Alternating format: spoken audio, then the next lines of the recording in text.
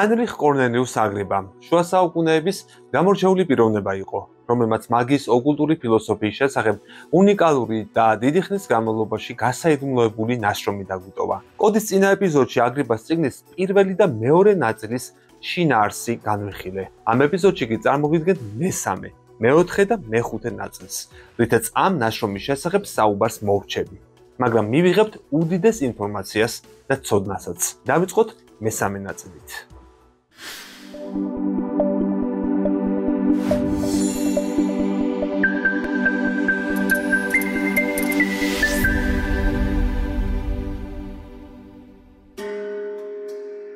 მესამე ნაწილის 21-ე თავში აგრიპა გვამცნობს საგნების თვისებების შესახებ. ამ თვისებებს სიცოცხლის დასასრულამდე შენარჩუნების უნარი აქვთ. ზოგი თვისება კი აგრიპას მიხედვით სიკვდილის შემდეგაც რჩება. პლატონელები ასეთი თვისებების შესახებ ამბობენ, რომ მათ მატერიის იდეა ნაკლებად შთანთქავს, ვინაიდან თვისება მასში სიკვდილის შემდეგაც უკვდავია და არ წყვეტს საოცარ საქმეებს. ასე რომ დაშლილ და გამშვან სცენარეებში ასეთი თვისებები მეტად სწრაფი და მოქმედია, რომელიც მასში მანამდე იდეის დონეზე თანაარსებობდა. არწივი მთელი ცხოვრების განმავლობაში ძლებს ყველა დანარჩენ ფრინველს. ასევე მისი ბუმბულის სიკვდილის შემდეგაც ანადგურებს და შთანთქავს ყველა სხვა ფრინველის ბუმბულს. იგივე ასპექტში ლომის ტყავი ყველა ცხოველის ტყავს ანადგურებს. მთის ლომის ტყავი ანადგურებს ვეფხვის ტყავს, გლის ტყავი ანადგურებს ბატკნის ტყავს. ზოგი მათგანი ამას არამხოლოდ ფიზიკური კონტაქტით აკეთებს, არამედ ხმის მეშვეობითაც. გლის ტყავისგან დამზადებული ბარაბანის გვერდით ბატკანის ტყავის ბარაბანი აღარ ჟღერს. ხიხეთის თევზისგან დამზადებული დოლი გარშემო აქრობს ყველა მცოცავ არსებას, რამ მანძილზეც მიცვდება მისი ხმა.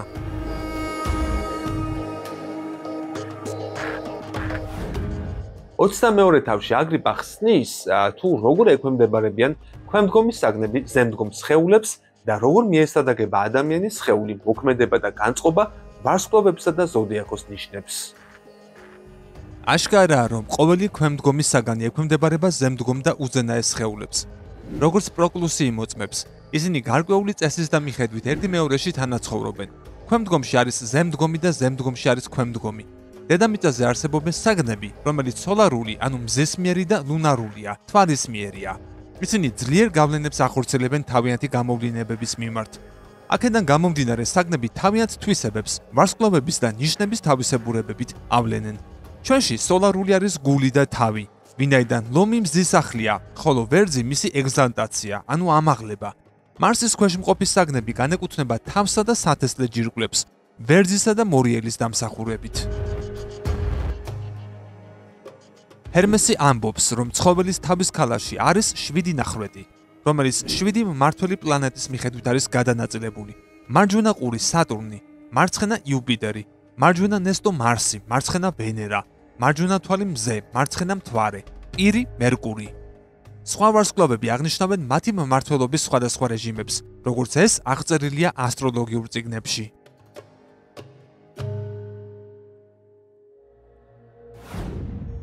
რომელი ბუნებრივი საგნები იმყოფებიან ვარსკვლავთა გავლენის ქვეშ და რომელი საგნები იმყოფებიან მზის ძალაუფლების ქვეშ, ანუ რა არის სოლარული. ამის შესახებ აგრიპა წიგნის 23 თავში საუბრობს. ძალიან ძნელია იმის ცოდნა, თუ რომელი ვარსკვლავის ან ნიშნის ქვეშ იმყოფება ყოველი საგანი, მაგრამ იგი ცნობილია ვარსკვლავთა სხივების მოძრაობისა და ზემდგომ სხეულთა კონფიგურაციებით. ზოგი მათგანი ცნობილია ფერებითა და სურნელით, ზოგიც მოქმედების ეფექტით, რომლებიც სხვა ვარსკვლავებს პასუხობს. შესაბამისად, სოლარული საგნები, ანუ მზის ძალაუფლების ქვეშ მყოფი საგნები, ელემენტებს შორის არიან მანათობელი და ბრწყინვალე საგნები. ეს არის კარგი იუმორის შეგრძნება, სუფთა სისხლი და სასიცოცხლო სული. გემოთა შორის სოლარული არის შერეული, ტკბილი და გემრიელი. მეტალთა შორის სოლარულია ოქრო, ხოლო ქვებს შორის ისინი, რომლებიც ოქროსფერი ნაბრწყლებით მზის სხივებს წააგავს. ასეთია აეტიტი, რომელიც ავადმყოფობისა და შხამების წინააღმდეგ ძლიერ ძალას ფლობს. სოლარულია თევზი, სახელად სტელა, ვარსკვლავა, რომელიც ძალიან მხურვალე და მაღალი ტემპერატურის მქონე თევზია. ასევე სოლარულია თევზი მარგარი, რომელიც გაშრობის შემდეგ ქვასავით მაგრდება და ოქროსფერი ხდება და ასე შემდეგ, მრავალი სხვა. 24 თავში კი ახსნილია თუ რა საგნები იმყოფებიან მთვარის ძალაუფლების ქვეშ. ანუ რა არის ლუნარული? ელემენტებს შორის ლუნარულია მიწა, შემდგომ წყალი, ყოველი ოკეანე, ზღვა, მდინარე და ყველა ტენიანი საგანი, ხეები და ცხოველები. განსაკუთრებით ისინი, რომლებიც თეთრი შეფერილობის არიან. გემოთა შორის ლუნარულია მარილიანი და მლაშე, ლითონებს შორის მთვარეს ეკუთვნის ვერცხლი, ქვებს შორის კრისტალი, მარკაზიტი და ყველა ისეთი ქვა, რომელიც თეთრი და მწვანეა. მარგალიტის ქვა ლუნარულია. მცენარეებსა და ხეებს შორის ყველაზე ლუნარულია სელენოტროპიონი, რომელიც მთვარის მიმართულებით ბრუნავს. ისევე როგორც ჰელიოტროპიონი ბრუნავს მზის მიმართულებით. მთვარის ფაზებსა და მის გავლენას დიდი მნიშვნელობა აქვს არსებითად ყველა მცენარისათვის, გარდა ხახვისა, რომელიც მარსის გავლენის ქვეშ იმყოფება.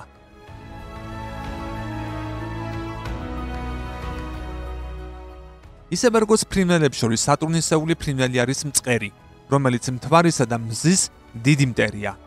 მთვარის ცხოველები ადამიანთან კომპანიაში სიამოვნებით გრძნობენ თავს და გამოირჩევიან როგორც სიყვარულით, ასევე სიძულვილით. ყველა სახის ძაღლი ლუნარულია. მთვარე მართავს ასევე ქამელეონს, რომელიც ობიექტის მრავალფეროვნების მიხედვით შესაბამის შეფერილობას იღებს. ისევე როგორც მთვარე იწვლის საკუთარ ბუნებას სხვადასხვა ზოდიაქოს ნიშანის გავლით. ლუნარულია ყველა ისეთი ცხოველი, რომელიც აკვირდება და ბაძავს მთვარის მოძრაობას, როგორიცაა ბაბუინი და პანტერა. ყველა კატას მთვარე განაგებს. ლეშის ბუზები, ხორცის მატლები და მსგავსნი ლუნარულია. მთვარე მართავს კუებს, კიბურჩხალებს, ბაყაყებს და მრავალ თევზს.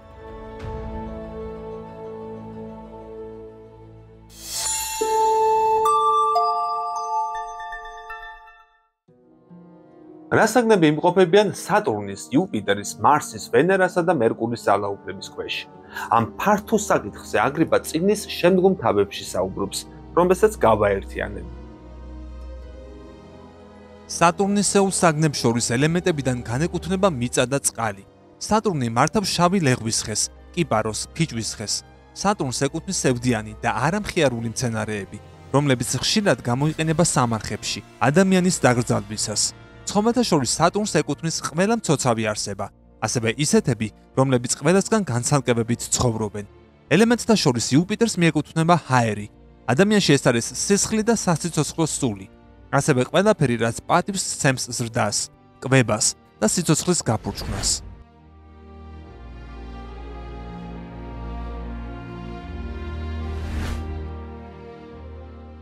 ელემენტებს შორის მარსიანული არის ცეცხლი და ყველაფერი, რაც მკვეთრი და ბასრია.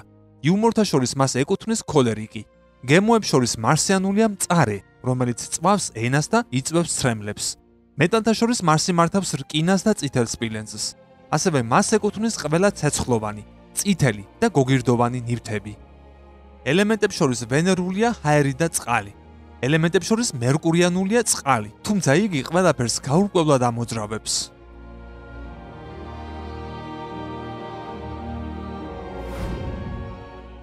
სამყაროსა და მასში არსებული საგნების შესახებ, რომლებიც ცალკეულ პლანეტებზეა გადანაწილებული. აგრიპა წიგნის 29 თავში საუბრობს.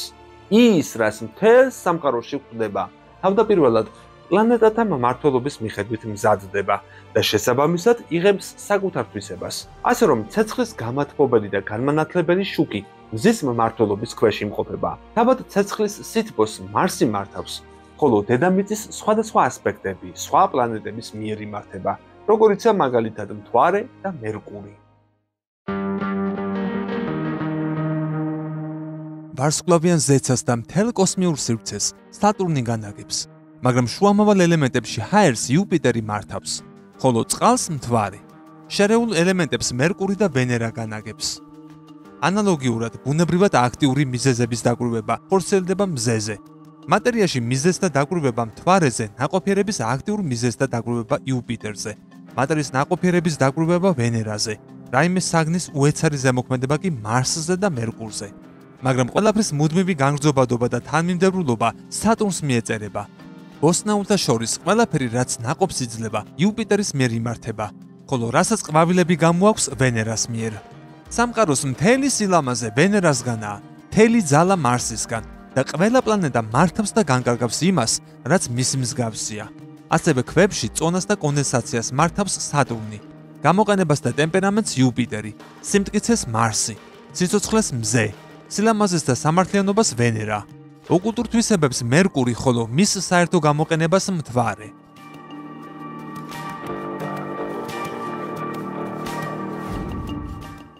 როგორ ნაწილდება პროვინციები და სამეფოები პლანეტების მიხედვით? 31 თავში აგრიპა საინტერესოდ მსჯელობს. დედამიწის ორბიტა პლანეტებისა და ზოდიაქოს ნიშნების მიხედვით არის გადანაწილებული. ადამიანი, რომელმაც უწყის პროვინციათა დაყოფა და რომელსაც შეუძლია დააკვირდეს ვარსკვლავთა და მმართველობათა კურთხებას ისრაელის ტომებში, შეძლებს გაშიფროს წმინდა წერილის დაფარული პასაჟები და მიიღოს წინასწარმეტყველური ორაკულები თითოეულ რეგიონში მოსახდენი მოვლენის შესახებ.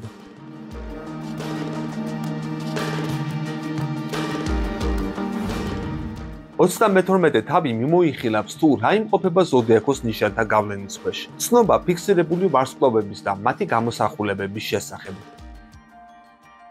მსგავსი განხილვა საჭიროა ფიქსირებულ ვარსკვლავებთან და მათ გამოსახულებებთან დაკავშირებით. ჩვენ გვყავს მიწიერი ვერძი, რომელიც ზეციური ვერძის გავლენის ქვეშ იმყოფება. ასევე მიწიერი ხარი, რომელსაც ზეციური კურო მართავს. უფრო მეტიც, ჩვენ უნდა ვიცოდეთ, რომ ყოველი ქვა, მცენარე, ცხოველი თუ სხვა რამ არ იმართება მხოლოდ ერთი ვარსკვლავის მიერ, არამედ გავლენებს ბევრი სხვა ვარსკვლავისგანაც იღებს. ისინი არ არიან განცალკევებულნი და გავლენის პროცესში რამდენიმე ვარსკვლავი მონაწილეობს.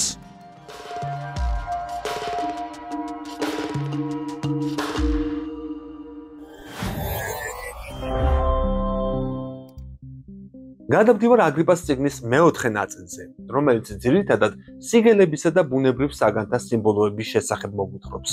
ამ ნაწილში რამდენიმე თავს გავაერთიანებ, იმისთვის, რომ მოკლედ შევიქმნათ წარმოდგენა აგრიპას სათქმელზე. ყველა ვარსკვლავს გააჩნია თავისებური ბუნება, მახასიათებელი, თვისება, პირობა, სიგილი და სიმბოლო, რომელთაც ისინი თავიანთი სხივებისა და გავლენების მეშვეობით ახორციელებენ. თუნდაც ისეთ ქვემდგომ ნივთებში, როგორებიცაა ელემენტები, ქვები, მცენარეები, ცხოველები და მათი წევრები. საიდანაც ყველაფერი იღებს ჰარმონიულ განწყობილებას და გარკვეული სიგილით აღნიშნავს კონკრეტულ თვისებას, რომელიც განსხვავდება მატერიის სხვა თვისებებისგან, როგორც კონკრეტულად, ასევე რიცხობრივად. მაშასადამე ყველა საგანს და ნივთს გააჩნია საკუთარი ხასიათი და სიმბოლო, რომელიც კავშირშია მის მმართველ ვარსკვლავთან და განსაკუთრებულ ეფექტს ემსახურება. ასეთი სიგილები შეიცავენ და ინარჩუნებენ თავისებურ ბუნებას, აზრს და თვისებას, რომლითაც მმართველი ვარსკვლავები მათზე გავლენას ახორციელებენ. ისინი აღძრავენ ოპერაციას და ეხმარებიან ვარსკვლავთა გავლენის, ფიქსირებული ვარსკვლავების და ზოდიაქოს ნიშნების მოქმედებას.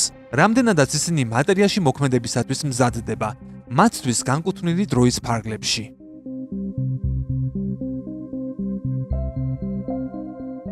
ძველი სწავლულები განსაკუთრებით ინტერესდებოდნენ ამ საკითხით, რამე თუ მათ მიზანს საგანთა ოკულტური თვისებების მიგნება და აღმოჩენა წარმოადგენდა. ჩვენ შევიტყვეთ, რომ ზეციური გავლენები ყველაფერში არსებობს. ამიტომაც წარმოუშვა საგნებზე მკითხაობის მრავალი სახე, როგორებიცაა ქვებზე, მცენარეებზე და ცხოველთა ძვლებზე მკითხაობა.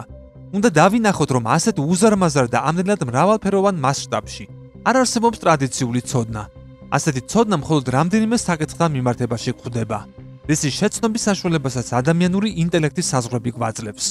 ამიტომ დავტოვოთ ის, რაც ჯერ კიდევ აღმოსაჩენია მცენარეებში, ქვებში და სხვა საგნებში და შემოვიფარგლოთ მხოლოდ ადამიანის ბუნებით, რომლის შეცნობაც სამყაროს დასანახად ყველაზე სრულყოფილი გამოსახულებაა. ვინაიდან ადამიანი საკუთარ თავში ზეციური სამყაროს თელ ჰარმონიას ატარებს და ყოველგვარი ეჭვის გარეშე შეგვიძლია მივმართოთ სიგილებს, ბეჭდებს და სიმბოლოებს, როგორც მეტად ეფექტური საგანი.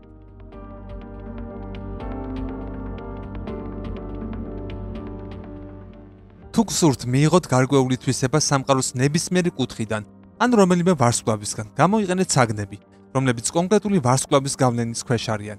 ისევე როგორც ხე შეესაბამება ცეცხლის წარმოქმნას, მასში არსებული გოგირდისა და ზეთის გამო. როდესაც რომელიმე სახეობის ნივთს მიმართავთ, სწორად გაითვალისწინეთ შესაბამისობა და არ მიმოფანტოთ ერთმანეთში სხვადასხვა გავლენის მქონე საგნები. ისინი უნდა შეესაბამებოდეს ერთ იდეას და ვარსკვლავს, რომელიც სამყაროსეული სულის საშუალებით, უნიკალური საჩუქრით ან აზრით არის გაჟღენთილი.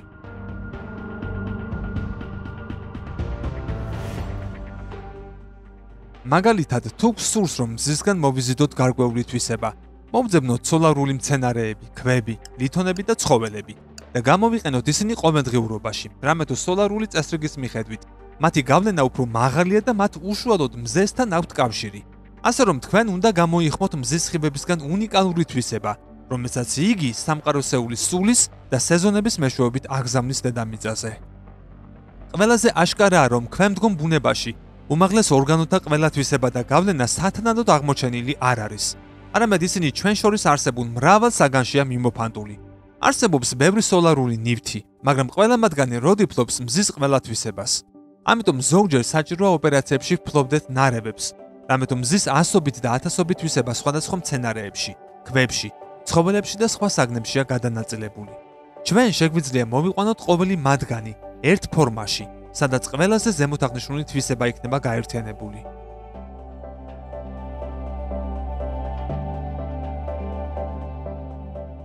როდესაც ვინმე საგანთა ნარევს ზეციური გავლენების ქვეშ აკეთებს და ამავდროულად ბუნებრივ ძალებს იყენებს, ისინი საოცარ შედეგებს აღწევენ. მსგავს ნარევთა შესახებ საუბარია ქირამისის, არქიტას, დემოკრიტეს და ჰერმესის შრომებში. უნდა ვიცოდეთ, თუ რამდენად კეთილშობილი და დახვეწილია რაიმე ნივთის ფორმა. რაც უფრო დახვეწილია ფორმა, მით უფრო მიდრეკილია სრულფასოვანი მიღებისთვის და მისი გავლენაც მეტად ძლიერია. შედეგად საგანთა თვისებები მშვენიერი ხდება. როდესაც შერეული საგნები მატერიაში სეზონთა მიხედვით თავსდება, ისინი ცოცხლდებიან ვარსკვლავთა გავლენის შედეგად და რაც უფრო გონევრულია სული, მით უფრო კეთილშობილური ფორმა გააჩნია. საგნებში, რომლებიც სიცოცხლეს იღებენ, ძალიან დიდი ძალა იმყოფება. ვინაიდან შერეულ საგანთა სრულყოფილი ნაზავი ყოველგვარ წინააღმდეგობას არ ღვევს. ცხოვრებისათვის სრულყოფილ საგანთა მიღება წინააღმდეგობის მიმართ არსებულ ტემპერამენტზეა დამოკიდებული.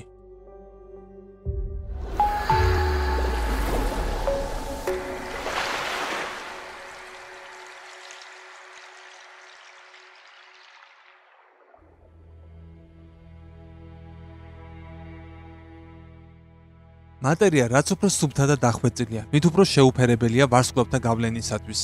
საკითხი უკავშირდება სამყაროსეულის სულის მუდმივობას, რომელიც ყოველდღიურად მიედინება ბუნების მიერ შექმნილ საგანთა შორის. ამიტომაც შეუძლებელია, რომ გამზადებულმა მატერიამ არ მიიღოს სიცოცხლე ან უფრო დახვეწილი ფორმა. ყოველი სამყაროსეულის საგანი ექვემდებარება თაობათა ცვლას, ხრწნას და იგივე გვხვდება ზეციურ საგნებშიც.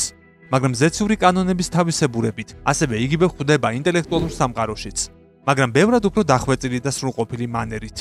ყოველი ქვემდგომი საგანი ამის და მიხედვით უნდა პასუხობდეს ზემდგომ საგნებს, რომელიც თავის მხრივ უზენაესი მიზეზიდან მომდინარეობს, რასაც კვინტესენციას ანუ სულიერ სამყაროს ვუწოდებთ. მსგავსი კავშირებიდან მომდინარეობს მთელი მაგიის და ოკულტური ფილოსოფიის არსი, რომელიც ყველა ქმნილებაში მიედინება.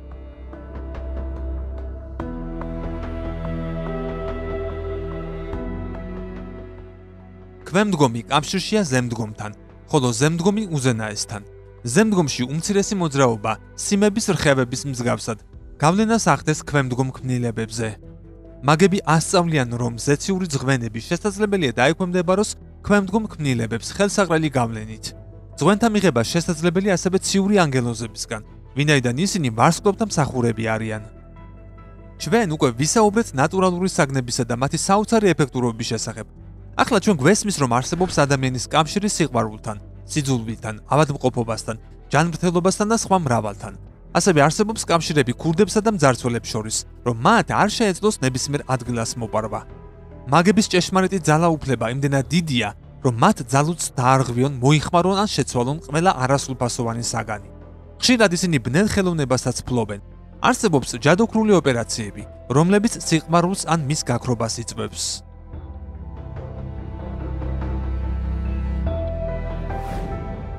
ადამიანის ორგანიზმში ყველაზე ძლიერი ნივთიერება არის სისხლი, ხოლო უშუალოდ რა სახის ძალას ფლობს იგი მაგიაში. ამას ახლავე განვიხილავ. ახლად დაყენებულ ღვინოში ჩამატებული სისხლის წვეთი მას მჟავე გემოვნებას აძლევს. ხოლო თუ სისხლი ბაზს შეეხება, სამუდამოდ აფუჭებს მას. სისხლი ახმობს ამ ქვეყნად ყველა მცენარეს და ნებისმიერ ხეს უნაყოფოს ხდის.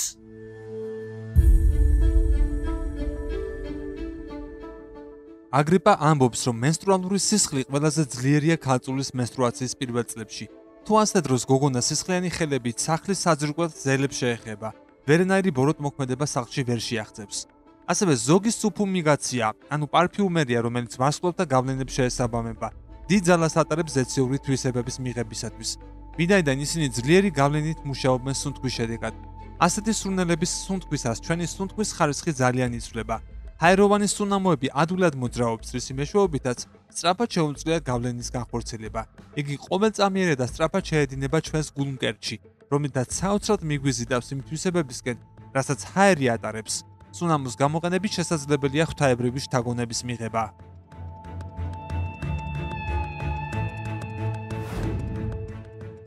ორმოცდამეოთხე თავში აგრიპა უკვე პლანეტარულ სურნელებათა შესახებ გვიყვება. ამბობს, რომ ყველა პლანეტას თუ ვარსკვლავს თავისი სურნელი გააჩნია. დედამიწაზე მათი გავლენის მცენარის შესაბამისად. მაგიური კოსმეტიკა, მედიცინა და სასიყვარულო პრეპარატები. სხვა დანარჩენებთან ერთად ატარებენ ზეციურ თვისებებს. ამრიგად მათ შეუძლიათ გამრავლება, გარდაქმნა და მახასიათებლების გადატანა. ეს ნიშნავს, რომ იგი არა მარტო საკუთარ სხეულზე მოქმედებს, არამედ მის მახლობლად ყოფ სხეულებზეც. როდესაც სამყაროსეული სული თავისი არსებით ქმნის ყველაფერს, ბუნებრივსა და ხელოვნურს, ამავდროულად მათ ანიჭებს ზეციურ სხეულთა თვისებებს. ასეთი პროცესების მოძრაობისას შესაძლებელია ბუნებრივად ან ხელოვნურად აღინიშნოს შეჩერება, შეკვრა და შეფერხება, სხეულებრივი ან გონებრივი, რომელიც გადაიქცევა ავადმყოფობად, ჯანმრთელობად, გამბედაობად, შიშად და ასე შემდეგ. აუცილებელია ვიცოდეთ პროცესის და შეჩერების წესები, რასაც მოცემული ხელოვნება მოითხოვს. ეს ნიშნავს, რომ ისინი უნდა შესრულდეს განსაზღვრული თანავარსკვლავედების ქვეშ, ასევე მავთულების, ძაფების და თმების დახმარებით. თუ კი რაიმე შეფუთვა გსურს განხორციელდეს იგი მცენარეთა ფოთლებით, ცხობეთა ტყავით ან თხელი ქსოვილებით. შესაბამისად, საგანი იბუთება დაფნის ფოთლებით, ლომის ტყავით ან ოქროს ზაფით მაშინ, როდესაც მზე თავის ზენიტში იმყოფება, ანუ ლომში.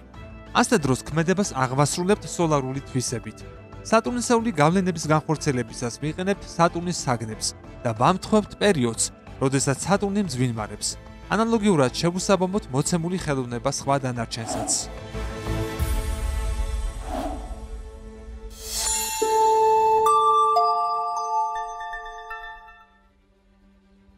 ბეჭდების, ადგილთა თვისებების, სინათლის, ფერებისა და სანთლების, ასევე მოხიბლისა და მისი ხელოვნების შესახებ აგრიპა წიგნის მეხუთე ნაწილში გვიყვება.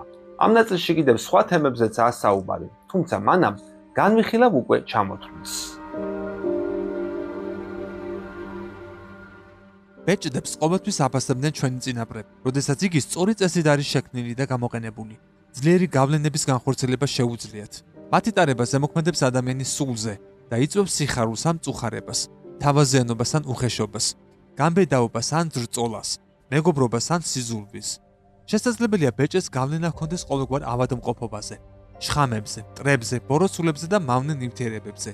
ბეჭდის დამზადების წესი ასეთია: როდესაც რომელიმე ვარსკვლავი მაღლდება, იგულისხმება ეგზალტაცია, იღბლიანი ასპექტით ან თუნდაც მთვარის შეერთებისას, მიიღებთ ქვას და მცენარეს, რომელსაც მოცემული ვარსკვლავი მართავს და ვამზადებთ ლითონის ბეჭედს, რომელიც ასევე შეესაბამება ამ ვარსკვლავს. ვათავსებთ მასში ქვას, მცენარეს ან მის ფესვს. არ გამოტოვოთ გამოსახულებები, სახელები და სიმბოლოები, ისევე როგორც სათანადო სუფიმიგაციები, თუმცა ამ საკითხის შესახებ სხვა დროს. ადგილებს თან ახლავს მშვენიერი თვისებები, რომელთაც განსაზღვრავს როგორც მასში მყოფი საგნები, ასევე ზეციურ ვარსკვლავთა გავლენები. მაგალითად, სადაც გუგული გალობს, მონიშნეთ ასეთი ადგილი და ააშენეთ იმ მიდამოში რაც გინდათ, რადგან იმ პერიმეტრზე რწყილები არ მრავლდება.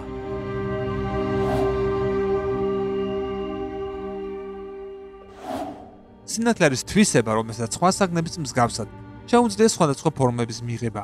ამ ფორმათა შექმნა და გამოვლენა მარტივ ქმედებაზე და ცოდნის წვდომაზეა დამოკიდებული. პირველ რიგში სინათლე ღმერთის გონის მიერ ვრცელდება ყველა ქმნილებაში. ადამიანებში სინათლის ხარისხი განსხვავებულია, რადგან ზეციერი წვეთს რამდენი ისურვოს ინდივიდისთვის. შემდეგ სინათლე გადადის წარმოსახვაში, რძნობებზე აღმატებულად, ხოლო წარმოსახვიდან აზრამდე, მაგრამ განსაკუთრებით თვალებს ეხება. ფერები სინათლის ერთგვარ განსახიერებას წარმოადგენენ, რომლებიც გარკვეულ პლანეტებს შეესაბამებიან. მოხიბლა მაგიური უნარია, რომელსაც ხშირად იყენებენ ჯადოქრები, როდესაც მზერით მოჯადოებულის გულში აღწევენ. მოხიბლის ინსტრუმენტი არის სამშვინველი. იგი თავადაც ყოველთვის აგზავნის გარკვეული ვიბრაციის სხივებს თვალებიდან, რადგან თვალები სამშვილველის ანარეკლია. ამიტომაც არ არის კარგი დიდხანს უყუროთ ავადმყოფს თვალებში, რადგან იგი თქვენშიც შემოიტანს დაავადებას. თვალები შესაძლებელია გულის დაკოდვა და სამშვილველის დაავადება.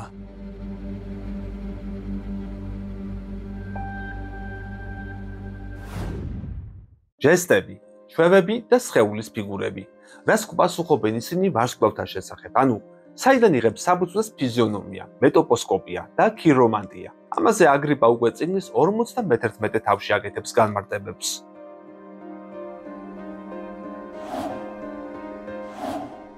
სხეულის სახე, ჟესტი, მოძრაობა, განლაგება და ფიგურა, რაც ხშირად შემთხვევითობად აღიქმება კაცთათვის. სინამდვილეში გადმოგცემს ზეციური გავლენების მიერ მონიჭებულ თვისებებს და გვაკავშირებს უზენაეს სხეულებთან, რომლის მეშვეობითაც ჩვენში სხვადასხვა გავლენები ხორციელდება. სახე, გამომხატველობა და ჟესტი გავლენას ახდენს მხედველობაზე, წარმოსახვაზე და ცხოველურ სულზე, რაც არავის შეუძლია, რომ უარყოს. რბილი და მხიარული სახის მქონე პრინცი ქალაქის მოსახლეობას ახარებს, მაგრამ მრისხანე და სევდიანი აშინებს მათ. ასე რომ ნებისმიერი ჟესტიკულაცია, რომელიც გლოვას და სევდას უკავშირდება, გარშემო მწუხარებას ავრცელებს. ანალოგიურად მეგობრული ადამიანი გარშემომყოფებში ადვილად აღზრავს სიყვარულს. უნდა იცოდეთ, რომ ასეთი ჟესტები პირველ რიგში ვარსკვლავთა გავლენის შედეგად ვლინდებიან, შემდეგ სულიერი განწყობისა და შინაგანი ვნებების მიხედვით. მედიცინისა და გონებრივი განწყობების მსგავსად, სხეულის ჟესტიკულაცია და ჩვევებიც იწვევს ზეციური გავლენების გაზრდას.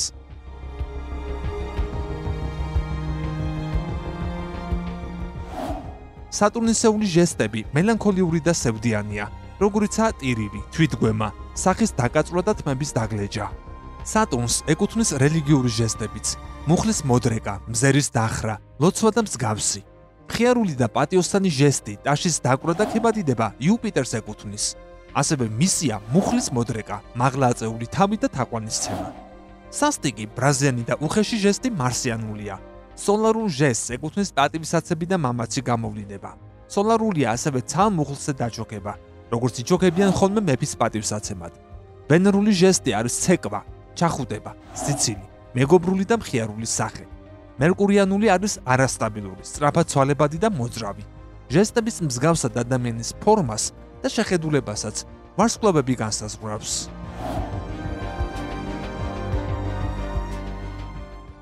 ვარსკვლავებთან ერთად ასევე ზოდიაქალურ ნიშნებსაც ახასიათებთ ჟესტიკულაციის და სხეულის აგებულების მახასიათებლები, რომელთა აღწერასაც დაწვრილებით ასტროლოგიურ წიგნებში იპოვით.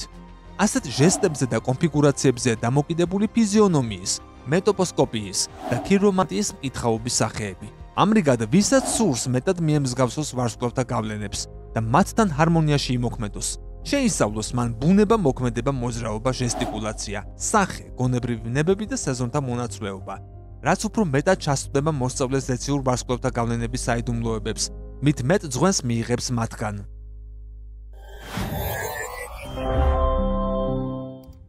წინასწარმეტყველების სახეობათა შესახებ საუბრისას, აგრიპას წიგნში აღნიშნულია, რომ არსებობს წინასწარმეტყველების მრავალი სახე, რომელიც დამოკიდებულია ბუნებრივ მიზეზებზე და ყველასთვის ცნობილია საკუთარი ხელოვნებით და გამოცდილებით. ფიზიკოსები, მევენახეები, წყემსები, მეზღვაურები და სხვანი საკუთარი ცოდნის მიხედვით ახდენენ სავარაუდო ნიშნების პროგნოზირებას, რასაც სამყაროში აგვირდებიან. თუ შეამჩნევთ, რომ ვირთხები ღრნიან თქვენს სამოს, შეწყვიტეთ დაწყებული საქმე. როდესაც სახლიდან გასვლის და ზღურბზე რაიმე შეგაყოვნებთ, ან რაიმეს ფეხს წამოკრავთ, შეწყვიტეთ თქვენი მოგზაურობა. სამუშაოს დასაწყისში უსიამოვნო ნიშნის შემჩნევისას გადადეთ ვალდებულება სამომავლოდ, ვინაიდან თქვენი ზრახვები მთლიანად იმედგაცრუებული იქნება, ან სრულიად უაზროდ განხორციელებული. მაგრამ დაელოდეთ იღბლიან ნიშანს საქმის ხელახლა დასაწყებად. ოკულტურმა მეცნიერებამ აღმოაჩინა, რომ უამრავი ცხოველი, მასში ჩადებული ბუნებრივი ძღვენის ფონზე, წინასწარმეტყველურ ძალას ატარებს. დაკვირვების შემთხვევაში იმასაც აღმოაჩენთ, რომ ყოველგვარი ეჭვის გარეშე წინასწარმეტყველების უნარს ფლობს ყველა ცხოველი, რაც კი დედამიწაზე არსებობს. აგრიპას წიგნის მიხედვით ახლა ვისაუბრებ იმაზე, თუ როგორ მოწმდება წინასწარმეტყველება ბუნებრივი ინსტინქტების ფონზე და ამის აღმოჩენის რამდენიმე წესის შესახებ. სამყაროში ხშირად ხდება ამაზრზენი, საშიში და გასაოცარი მოვლენები, რომლებიც წინასწარმეტყველურ და გამაფრთხილებელ შეტყობინებას ატარებენ. ისინი ფართომასშტაბიან საკითხებს უკავშირდებიან. ასეთი ინტერპრეტაციის აღმასრულებელი შესანიშნავად უნდა იცნობდეს შესაბამისობისა და ვარსკვლავების ხელოვნებას, რათა ზუსტად განსაზღვროს დროის რომელ მონაკვეთში, რომელ პროვინციას და სამეფოს აფრთხილებს პლანეტათა განგებულება. თუ ჩვენ იგივე მოვლენა ახლო საუკუნეებში გვინახავს, ყურადღებით დავაკვირდეთ, რა მოხდა ამ მოვლენების შემდეგ და შემდგომში შესაძლებლობა გვექნება იგივე მოცემულობით განსაზღვროთ განმეორებული ნიშანი. ვინაიდან ერთ და იგივე საგნისთვის მსგავსი გაფრთხილება და ნიშანი იგზავნება. უამრავი საოცრება დაფიქსირებულა გამოჩენილი კაცის დაბადებამდე, ან სიკვდილამდე ცოტა ხნით ადრე. უფრო მეტიც, ჩვენ თავად ელემენტები გვასწავლიან ფატალური მოვლენების მოახლოების შესახებ. აქედან მომდინარეობს წინასწარმეტყველებისა და მკითხაობის 4 სახეობა: გეომანტია, ჰიდრომანტია, აერომანტია და პირომანტია.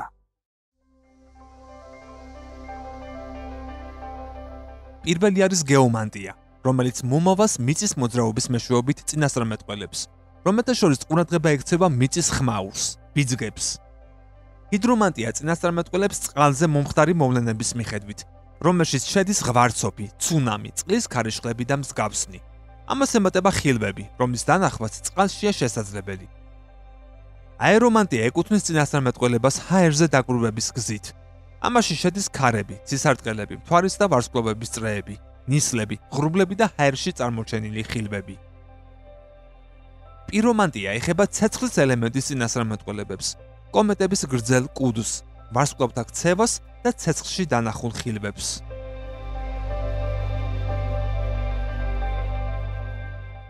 არსებობს გარკვეული სახის მკითხაობა სიზმრების მეშვეობით, რომელიც დადასტურებულია ფილოსოფიური ტრადიციებით, ღვთაებრივი ავტორიტეტებით, ისტორიული მაგალითებით და ყოველდღიური გამოცდილებით.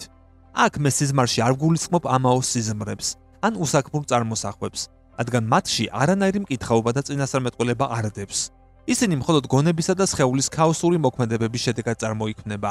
სიზმარში გულისხმობ ხილვას, რომელიც გამოწვეულია ზეციური გავლენებით, რომელიც ეკუთვნის ერთდროულად სამშვინველს, გონებას და სხეულს.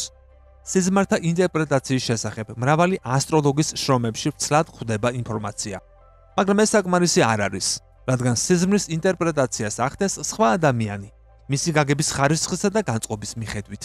სწორედ ამ მიზეზით სიზმრების ინტერპრეტაციისთვის თითოეული ადამიანისთვის ერთი საერთო წესის მიცემა შეუძლებელია. სიზმრები მეტად ეფექტურია მაშინ, როდესაც მთვარე დაბადების ნიშნიდან მეცხრე ნიშანში იმყოფება. იგულისხმება პირად რუკაში დაბადებისას მთვარეს ნიშანი და მისგან მეცხრე ზოდიაქო.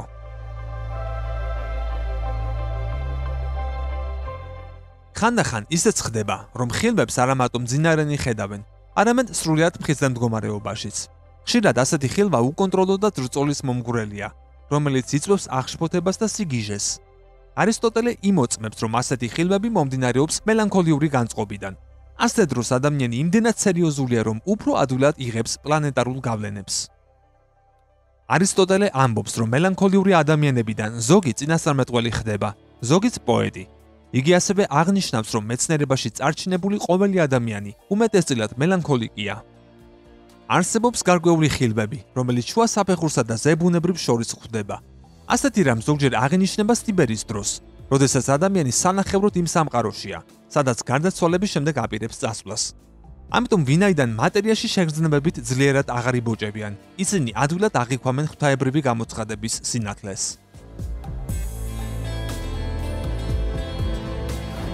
ადამიანის გარეგანი და შინაგანი ჩამოყალიბების, ასევე გონების შესახებ, სულის სამმაგი მიდრეკილების განზრახვისა და ვნებების შესახებ. აგრიპა წიგნის მეხუთე ნაწილის თითქმის ბოლოში გვამცნობს. მისი თქმით, ზოგიერთი წინასწარმეტყველის აზრით, ღმერთს მაშინვე არ შეუქმნია ადამიანი. არამედ ზეციური სულების დახმარებით მაშინ მრავალი ნაწილი შეაერთა და გააერთიანა. ამ აზრს ეთანხმებიან ალქინოსიც და პლატონიც. მათი მიხედვით, ღმერთი არის სულიერი სამყაროს მთავარი შემოქმედი, რომლის შექმნას უკავშირდება როგორც ნათელი, ასევე ბნელი სულები, რომლებიც უკვდავნი არიან. ამრიგად, სულები ერთი სხეულის შესაქმნელად აერთიანებენ მიწას, ცეცხლს, წყალს და ჰაერს. სულთან თანხმობაში, რომლის შემდეგაც მასში ათვისებენ ღვთაებრივ ძღვენებს და უნარებს. შეგრძნება იყოფა გარეგანად და შინაგანად. გარეგანში არსებობს ყველასთვის ცნობილი ხუთი შეგრძნება. რომელიც 5 ორგანოზეა გადანაწილებული. ისინი იმგვარად არის მოწესრიგებული, რომ რაც უფრო გამოჩენილ ადგილზეა მოთავსებული, მით უფრო მაღალი ხარისხის სისუფთავე გააჩნია. სიტყვის სათანადო ორგანო არის პირი, რომელშიც საუბრისას მონაწილეობას იღებს კბილები, ენა, ტუჩები, სახის კუნთები და სხვა. გონიერი სულის მაღლა, რომელიც სხეულის ორგანოთა ძალებს გამოხატავს. დგას უსხეულო ინტელექტი, რომელიც იკვლევს მიზეზებს, თვისებებს და იმ საგანთა პროგრესს, რომლებიც შეიცავს ბუნების წესრიგს და ჭეშმარიტების ჭვრეტას. სწორედ ამიტომ ეწოდება მას უმაღლესი ინტელექტი. არსებობს გონებრივი ძალის სხვა გამოვლინება, რომელიც ახარისხებს რა უნდა გაკეთდეს და რა უნდა იქნეს თავიდან აცილებული. იგი მთლიანად ორიენტირდება მოქმედებაზე და მას აქტიური ინტელექტი ეწოდება. მაშას ადამე ძალთა ამგვარი ორდენი ბუნებამ დაადგინა ადამიანში, რათა მან შეიმეცნოს სხეულებრივი საგნები და გონებრივი ინტელექტით ჩასწვდეს ისეთ აბსტრაქტულ საგნებს, რომლებიც ძლიერ განსხვავდებიან სხეულებზე და მასთან მიმსგავსებულ საგნებზე. არსებობს სული 3 ძალა. პირველი არის ბუნებრივი, მეორე არის ცხოველური, რომელსაც გრძნობა მოსდევს და იყოფა გაჯავრებულად და შესაბრალისად. ხოლო მესამე არის ინტელექტუალური, რასაც ეწოდება განზრახვა.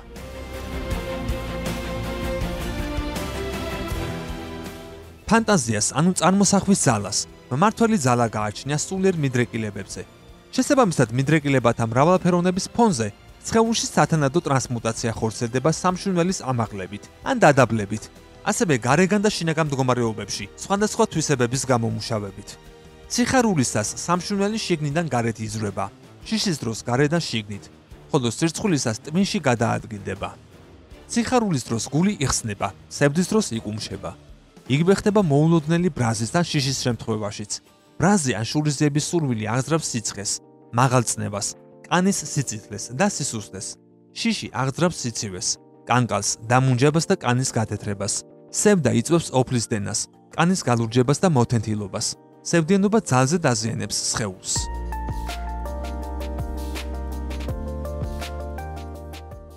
დაკვირვები ხართ, რომ როდესაც ვიღაც ლიმონის ჭამისას იჭყანება, თქვენს განიცდით პირის ღრუში სიმჟავეს. ასევე ამას რძენის სცენის დანახვისას ბევრს მაშინვე ღებინება ეწყება. ბევრ კაცს და ქალს სისხლის დანახვაზე გული მისდის. გემრიელი საკვების დანახვაზე კი პირში ნერწყვი ადგება.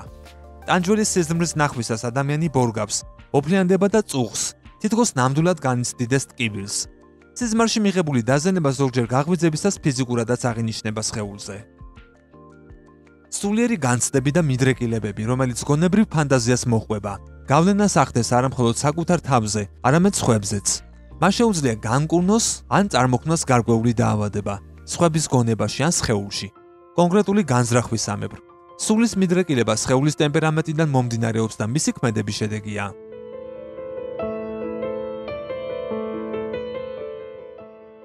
ფილოსოფოსები, განსაკუთრებით კი არაბები, ამბობენ, რომ ნებისმიერი სამუშაო სუფთა განზრახვის შესრულებისას ზეციური ინტელიგენციები განიხარებენ და სწორედ ეს სიხარული არის სამუშაოში აღმოცენებული შვენიერი სიბრძნის და შედეგის მიზეზი. ადამიანის გონებაში დევს საგნების მოზიდვის, განზიდვის, დაბრკოლებისა და კავშირის ძალა, რისი ფლობის განზრახვაც არსებობს. ისე ხდება, რომ მატერია ემორჩილება გონებას. გადაჭარბებული და წონასწორობიდან გამოსული უარყოფითი დამოკიდებულებების შემთხვევაში ადამიანი საკუთარ თავზე აუბედით მოვლენებს მოიწევს. ამიტომ აუცილებელია შურისგან, შიშისგან, ბრაზისგან და აბხორცობისგან განთავისუფლება. მიზიდვა ან შეფერხება განსაკუთრებით ძლევამოსილია პლანეტარული თანხმედრების შემთხვევაში, ვინაიდან ისინი საკუთარ მსგავს იზიდავენ და მასზე აქვთ გავლენა.